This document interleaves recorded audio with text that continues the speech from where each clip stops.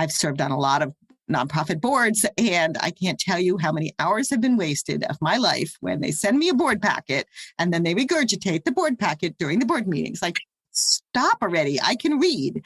So let's instead use our board meetings for the strategic conversation around what would it take to create a movement around these ideas.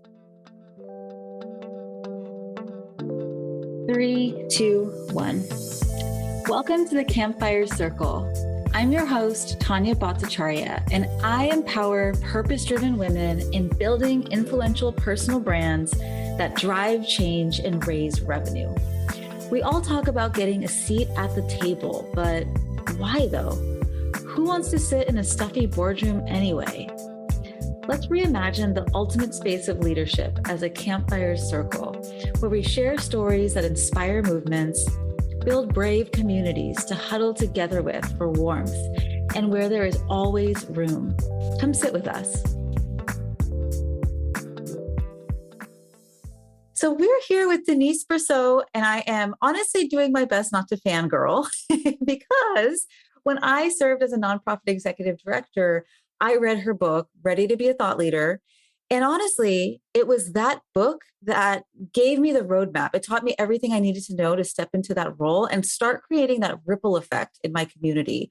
And now I get to interview her, which is such a dream. And I mean, what a life, what a life. I can't even. So let me tell you all about her. So after an early career in the technology industry, Denise co-founded the Forum for Women Entrepreneurs, the first trade association for women-led high-growth startups. She was also on the founding team for the first venture capital conference for women entrepreneurs. Those experiences took her from leader to thought leader and set her trajectory for the work she does today, helping others on a similar journey. She is the author of the bestseller I mentioned earlier, Ready to be a Thought Leader, and her thought leadership course on LinkedIn has been viewed by over 250,000 people all around the world. Denise, welcome to the Campfire Circle podcast. Thank you, Tanya. So happy to be here. Yeah, and I'm so happy to have you here. Well, I always think it's good to start in the beginning, and I would love for you, if you're open, to just tell me your story. Why and how did you become a thought leader on thought leadership? Well, okay, but I have to start by saying I'm so happy to know that my book had an impact. For all of us, we put content out in the world. Like, is anybody listening out there? So, I really wrote that book to my younger self, and I'll tell you a bit about that journey and the crazy way that it came about. But, I wrote this book to this young nonprofit executive woman that I was, as you were, and, completely clueless. Yes, you know how to do your to-do list, and yes, you know how to, day to day. But if you're trying to make a bigger impact, that's the hard work. Honestly, there was nothing out there and, really no one to guide me at the time. And now that is really what I'm committed to. And that book is committed to exactly people like you. So this makes me very happy. All right. So where did it all begin? It began in a little town. No, let's not go there. So I came out of college with a degree in Russian studies, not something you have any idea what the heck you're going to do with it, thinking maybe law school. That didn't turn out to be the right path. So I kind of, was stymied in a number of different directions, like, that doesn't feel right. So anyway, took a while, but I found myself in the tech industry by the time I was about 25 and started my first company when I was 26. And the journey of sort of entrepreneurship, startups, technology kind of satisfied my soul for a few years, got an MBA at Stanford, and came out of there with this amazing community of women leaders. We weren't a big portion of our class, but we were mighty. And the other women that I came together with, really, one of them had the idea of starting this trade association for women entrepreneurs. Like at the time, I think it was less than 1% of venture capital funding was going to women. And we were just determined to do something about it. Now, fast forward many years later, my organization still continues today in its new form. It's called Watermark and based in the Bay Area. But the venture capital stats have not changed a lot. So, I did spend 10 years of my career really on that path of trying to make a difference for that world. But honestly, because I didn't have any of the strategies or understanding about how you make big impact, I was really just kind of in the blocking and tackling, open a new chapter, try to help one another, the next entrepreneur, versus really understanding how to have a real trajectory of change. And I think that's why I'm so committed now. So about 10, 12 years ago, I started my present company, kind of taking everything I learned from that journey and from working with others. And that's what I'm committed to today. I really work with women entrepreneurs and women executives and women leaders and a few men, right? But my commitment is really how can I help leaders, executives, entrepreneurs make that bigger impact, really build those ripples of influence and create a legacy that matters to them. I love that. First of all, I love that so much. Our missions are certainly aligned. And I have worked with a couple of female founders of behavioral health tech companies. Accessing capital has been a really painful, interesting, discouraging journey. And they haven't had access to the same networks, the same rooms, the same old boys clubs that, others do just by virtue of who they are. But to your point, I have really seen how thought leadership and consistently getting their message out there helps them get that seat at the table. Or rather, I don't even like to say seat at the table. It helps them create their own campfire, their own influential platform to attract the right investors to them. And I know you have obviously a ton of experience in this. And I'm wondering, Denise, if you could share any stories that you've seen of thought leadership really helping women create their own campfire.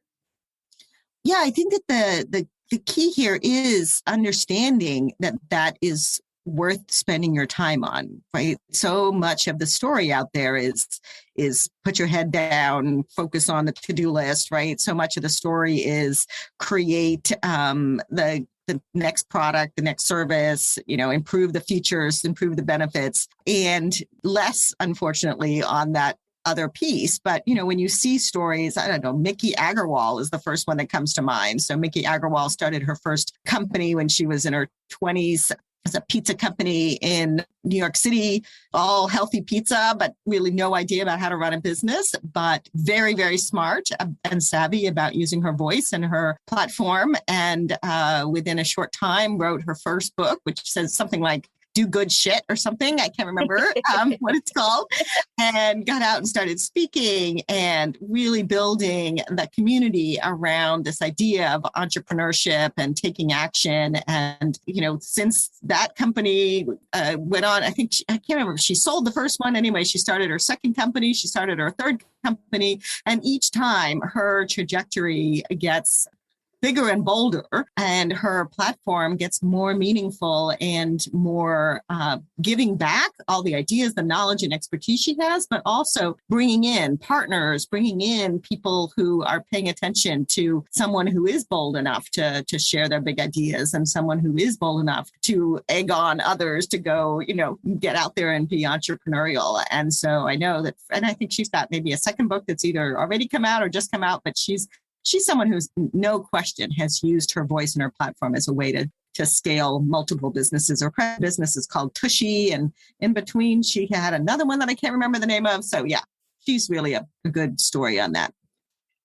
Yeah. And what comes up for me around that is this work is really exponential. It's kind of like retirement. You put some funds in the bank, and over time, there's compound interest of this work. Because like you said, more and more people are just attracted to your mission, and whatever it is, the next thing you're doing, they're ready to be involved, right? So yeah, it's that flywheel effect. Like the first couple of things you do, and this is why thought leadership can be a challenge. People don't see it as a journey. And so they start, do a few things, they put out some content, or they do a talk, they, put forward their perspective in a industry event.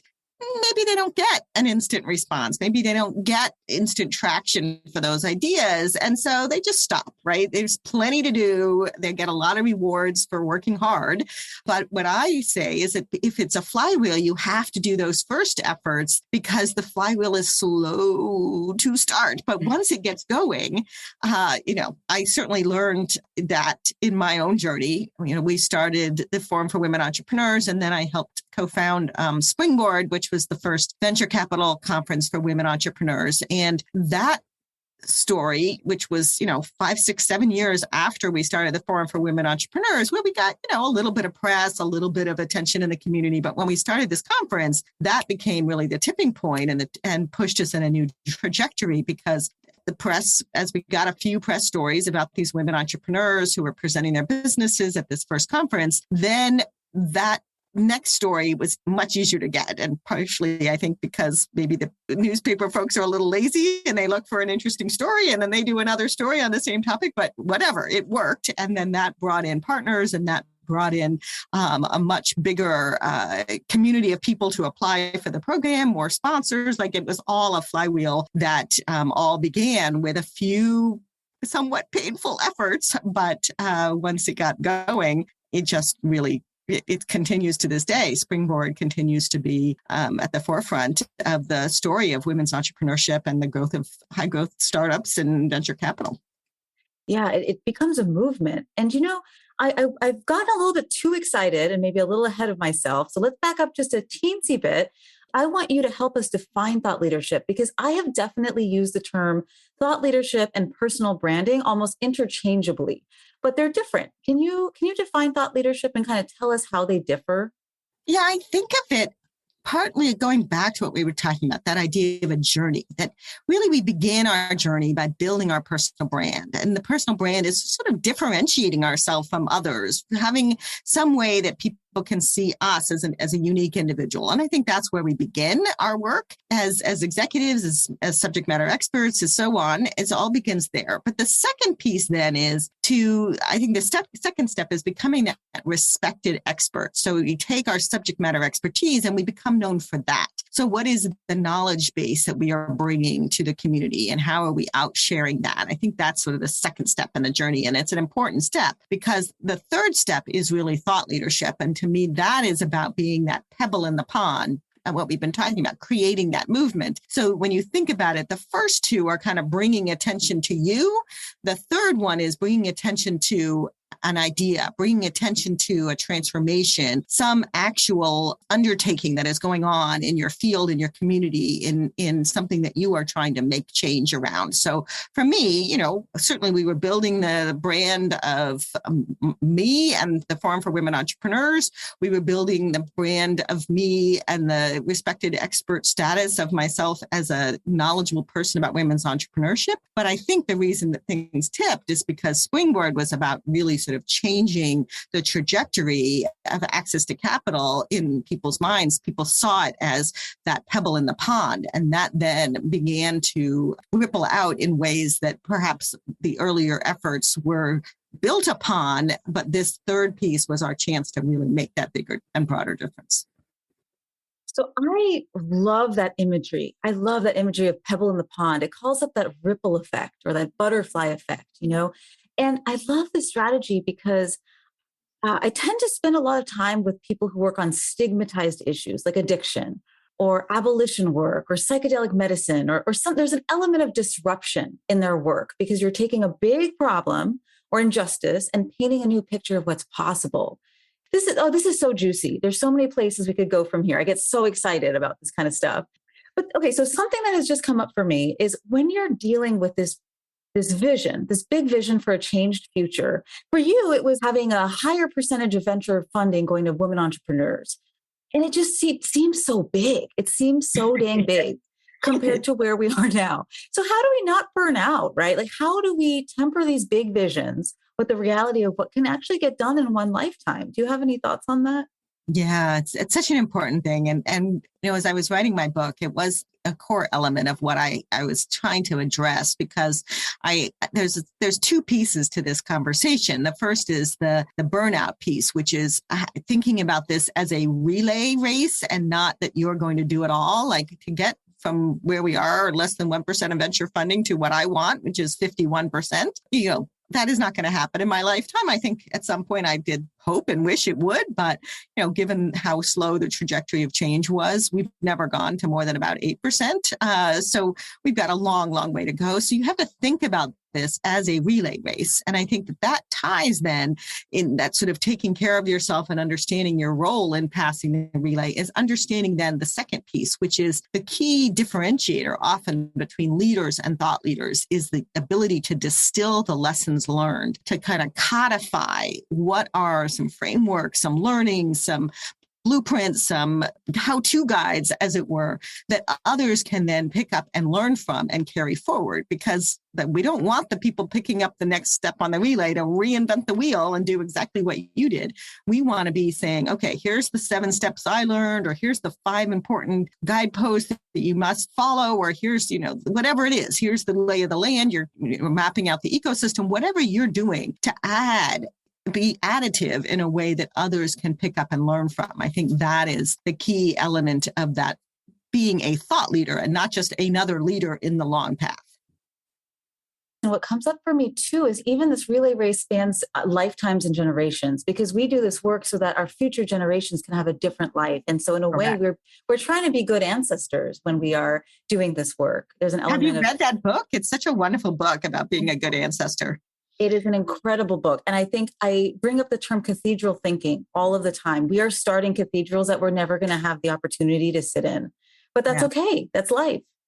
And some of the most beautiful places in the world that I've ever been are gorgeous cathedrals like Notre Dame, which has been such a sad journey to see what's happened to it recently. But I used to live in France and used to sit in that beautiful cathedral and just, imagine what it took to create that. I do think it is a beautiful image to imagine that we are building a foundation, or we are building a wall, or we are building a parapet, whatever it might be.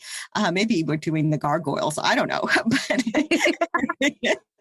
we need to each have our role to play and understand that burning ourselves out doesn't help get that cathedral built, right? We don't need any dead bodies along the road here. We need to all be taking care of each other.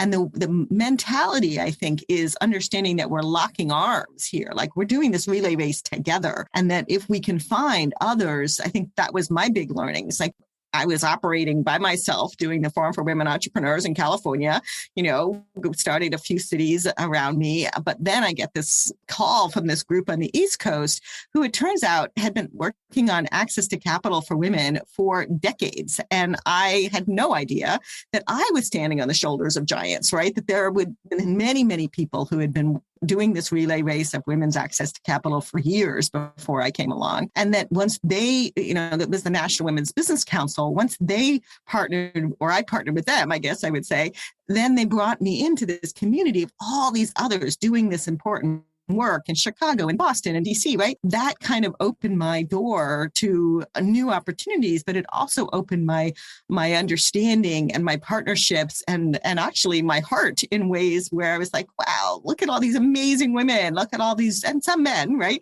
But all these people who've been on this journey, who've been making such good progress for so long, we need to be working together more and sort of singing out of the same songbook more so that we can start to build that movement. We can start to not be just one-off across the city, across the country, but working in concert. Hey, if anything you're hearing today inspires you to get more visible as a go-to trusted voice for your audience and drive change towards your deeper mission, I've got something for you. LinkedIn is my favorite place to share my stories and build relationships with my co-conspirators and brand new friends. So I put together a free resource with 14 prompts to create your next post on LinkedIn. Take all the guesswork out of what to say and just start building your impact and influence. Be sure to tag me in your post so I can come by, cheer you on, and amplify your message. You can find those free prompts in the show notes. Okay, back to the episode. Something that's coming up for me now is that so many of us, whether it's in the nonprofit world or otherwise, we think of communication as a cost center, like a tactical thing, like keeping our website up to date. But in actuality, especially for these stigmatized issues that I love and live in, I think communication and thought leadership is the work, because it is the work. It is the work, right? Because it changes hearts and minds, right? In a way that creates openness to usher in change. And that's really the definition of thought leadership, or successful thought leadership, is that we can change the way that people think about the world, or we change the way in which people actually act in the world. I was a quote from someone I interviewed a couple of years ago, and it's always stuck in my mind as such a powerful model of success, because that's how we know it's not just writing for the sake of writing. It's not acting for the sake of acting or for looking big. And my quote is from my book that I repeat often is, thought leadership is not just about being known. It's about being known for making a difference. Like, are we being that pebble in the pond, or are we is it all about our ego and making ourselves look good? And hey, look at how my blog has 4,000 followers and yours only has 2. That stuff all has to be left by the wayside. And we need to really be of service to the community. That's when we can have an impact. That is so it. That is so it. I want to get into some of the barriers here. And one of them you've really touched upon already, and it's that never-ending to-do list. And you have experience in the nonprofit space, as do I. And it's just, there's always another thing, like, oh, I just got to bring these board members together. Oh, I just got to get this thing up and running. There's always something to do. So do you have any specific advice, or what would you say to a budding thought leader, a change maker who just can't figure out how this thought leadership work can fit into her schedule?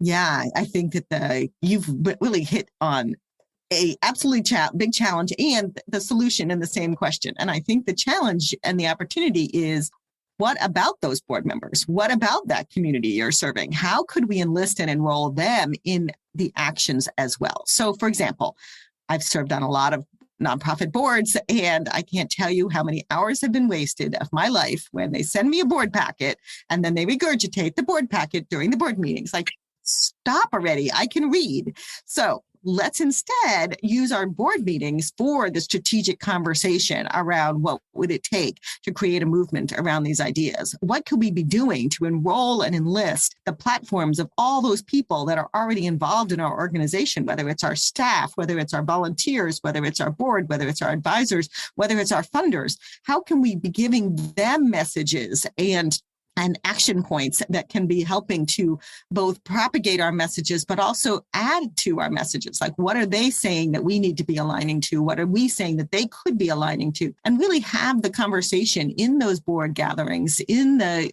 time that we're spending with volunteers, to not just give them another assignment, but really get them thinking and strategizing and then taking action around using their social platforms, using their voice in the community, using their reputation on behalf of the cause that they obviously care about.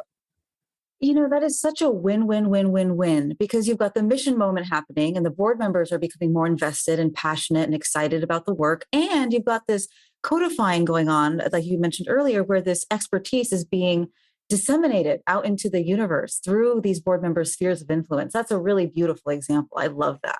I love that. And I personally would like to go to those kind of board meetings, please. Yes. I want somebody to call on my heart in a board meeting, plus my brain, plus my ability to get in action, instead of another, first I'm going to, yes, I support this. Yes, I second. Yes. So much boredom in these board meetings, and it's such a waste of everyone's time. I know. I think of it as like that noise from Peanuts when the teacher was talking. It's like, wah, wah. There's so many better ways we can spend our time, and it's this work. So, we've talked about, so I think of the big barriers and as the 3 S's, right? So there's strategy, not having a strategy. And I think the solution to that is literally just buying your book and reading your book. That's what I did, and it worked out. It worked for me. Yeah, it worked for me. And I think the second one is the schedule piece. And we've talked about that, right? Using our ambassadors. But let's talk about self-limiting beliefs, because I think that's the real juicy issue here. The one that is kind of the real issue. Because if you are intentionally disrupting the status quo and introducing a new way of doing things, it's to be expected, right? That you're going to get some haters, and it's that scary. So what would you say to people who are nervous about getting more visible in this way?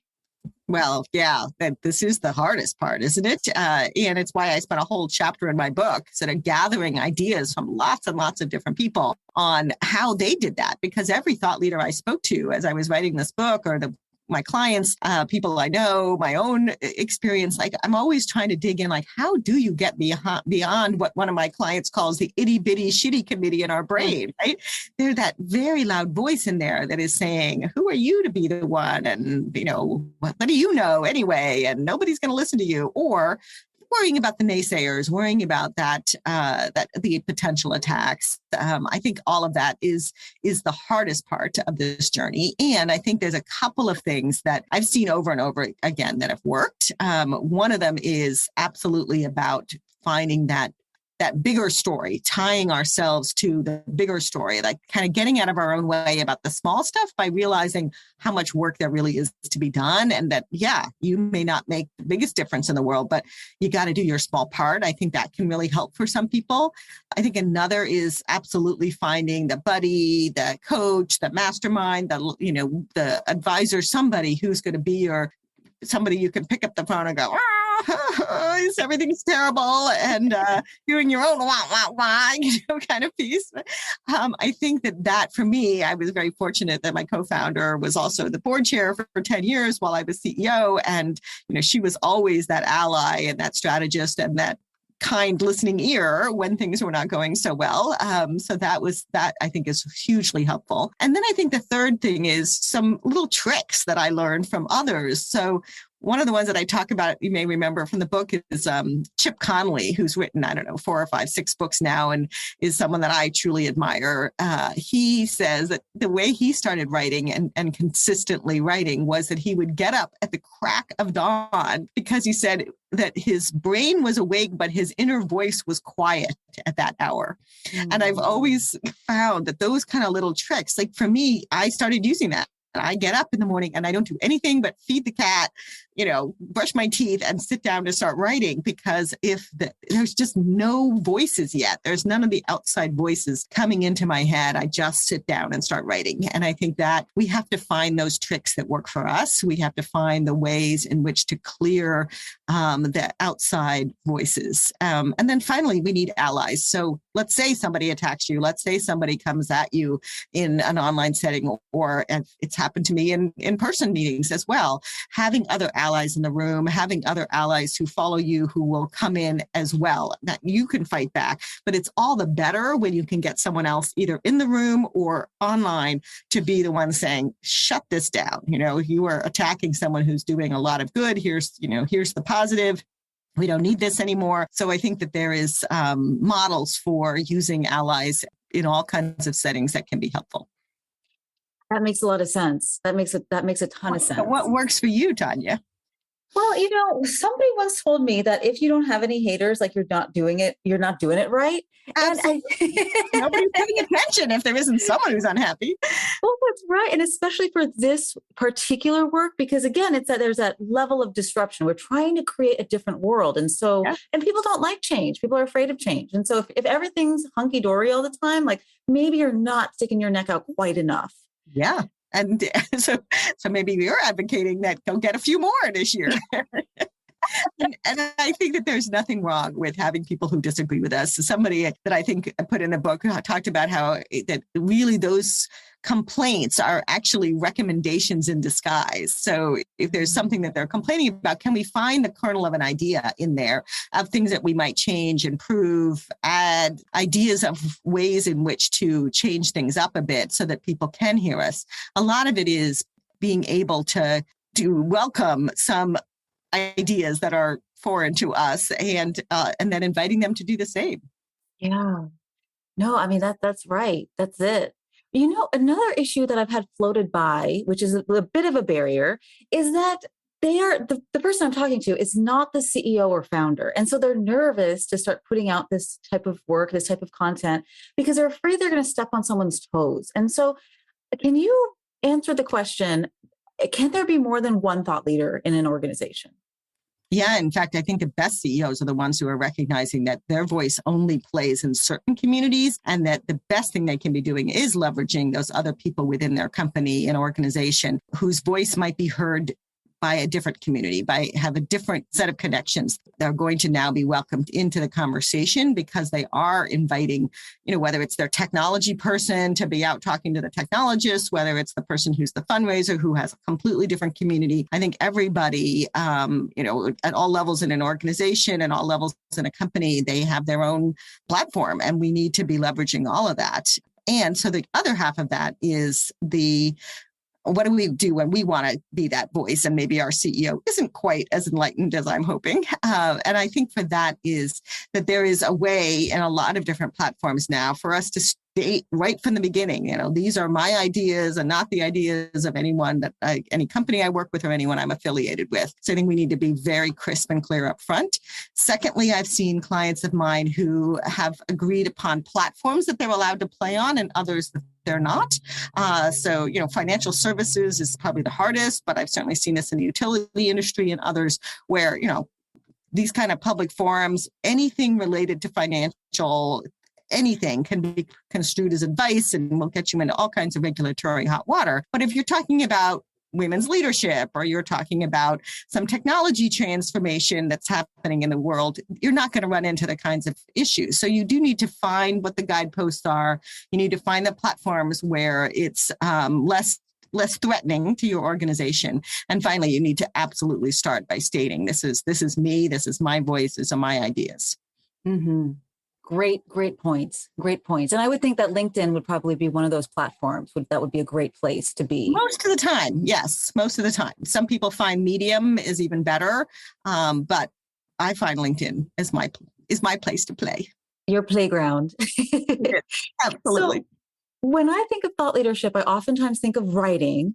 But what about folks who they're just not into writing? Maybe they have other talents. Are there other options to get started with thought leadership other than writing? So many, which is such a wonderful thing. I think we do get stuck in thinking, I got to go write a book. It's like, no, fortunately, there's not. So, for example, I have a person who I know well, who I love. She does a 1 minute, sometimes they're a little longer, but she does a 1 minute video once a week that she sends out to her community that's really establishing her thought leadership. I've certainly had other people who are speakers. I have one client right now who is extremely good on stage. And what I try to do is then take her content and repurpose it into written pieces because that's not her medium, but she's so articulate. She's got very thoughtful frameworks behind her talks. I can take and see what she's saying from running, I have her record it and do the transcripts and then help turn it into content for her. So I think that video is a great way. Speaking is another. And then I think the third that we often overlook is being the convener. So when we think about how you create a movement, right, you've got to bring people together. And it doesn't necessarily mean people who we never see. It could be people that are in that same realm that we are playing in, getting them all to the table, getting them all to agree on those messages, all to agree on some shared action. That's when real change can happen. So if we think about the major movements, women's right to vote, how many times did those women come together for over many years in order to strategize, in order to identify the leaders who were going to do X, Y, or Z? I think any movement, it takes convening. So being the convener, the person who sets the agenda, the person who invites the right people to the table, who guides the conversation, that's a hugely important role in thought leadership. And I think that role can be really appealing to a lot of people who don't necessarily think that they could ever be a thought leader. But you're right. That whether it's hosting a summit, having a book club, starting a flash mob. I mean, that's a joke, but maybe. I saw that. Yeah. Let's do a flash mob about one of your favorite causes. That works for me. I'm in. Just tell me where to show up and I'll show up. Heck, I want you up on there. I want you out there doing that. Totally. Jazz hands and everything. As we wrap up, so creating a vision is so important to this work, because if you can't create that vision, you can't get people on the journey with you and you don't know where you're going. So I always love asking this question to all of my guests. What is your big vision? What is your big vision for the world? Yeah, my vision is guided by a class I took in business school many, many years ago now. We were asked to sort of create our vision, our mission statement, as it were, for our own, to guide our own lives. And for me, it took me the whole quarter, I think, before I could finally come down to something that would guide me. And so for me, it's always been more women leaders at the top of every organization. And when I think about making choices, how can I do more of that? And it's whether it's as women entrepreneurs, women as executives, women as leaders in their community, that my vision is that I believe the world will be a better place if we have more women leaders at the table as electeds, all of the different things. So every piece of work, whether my nonprofit or my for-profit, has always been guided by that vision of more, and by the way, more diverse women, right? And that's been really transformative over the last few years to understand that this conversation is much bigger even than just women. I want women of color. I want people of all kinds of backgrounds, but I want more women out there. Hear, hear. Here, I'm with you. I'm on this journey with you. We're going to make this happen. Locking arms here. Yes. We're in the relay race. That's for sure. Yes, we are. So how can our listeners get in touch with you, and how can they work with you? How can they get involved with you? Well, thank you for asking. My website is thoughtleadershiplab.com, and I have a wonderful set of materials that I give people who join my mailing list. And I also have an email newsletter. You can also find me very actively on LinkedIn, which is just my name, Denise Brousseau. And I have 2 LinkedIn learning courses on thought leadership and organizational thought leadership. And I have a newsletter on LinkedIn as well. So those are kind of all the ways. I do work individually with executives and entrepreneurs and nonprofit leaders on how to really make that journey from leader to thought leader. So always, and I do a lot of speaking. So always happy to have conversations on any of these topics: women's entrepreneurship, women's leadership, and thought leadership. Those are my wheelhouses. Well, and that's a beautiful thing. And, we started this conversation talking about how your work has impacted my work. And really, I think that's so important, because as we close out, I just want to mention, this work, you don't always know who you're reaching. In fact, most of the time you have no idea who you're reaching. You're just yelling into the void. I mean, it's strategic, but in some ways it feels like you're yelling into the void. And so I think just know that your impact, Denise, has been monumental. And, thank you for the legacy that you're leaving. Thank you. That really touches my heart, and it keeps me going, right? That's part of that flywheel. When we get that positive reinforcement that the work we're doing and the ideas we're sharing matter, that's what keeps us in the game and keeps us pushing forward. So thank you for sharing that. That really makes my heart sing. So good. Thank you. Thank you for being here, Denise. Thank you for having me. Great conversation. What'd you think? Leave us a review on Apple Podcasts, or even better, reach out and let me know through lumosmarketing.co. Yes, that's Lumos, as in the illumination spell from Harry Potter. Because when you shine, magical things happen. You can get social with me on LinkedIn, and of course, check out the show notes to stay in touch with our guests. Let's talk soon.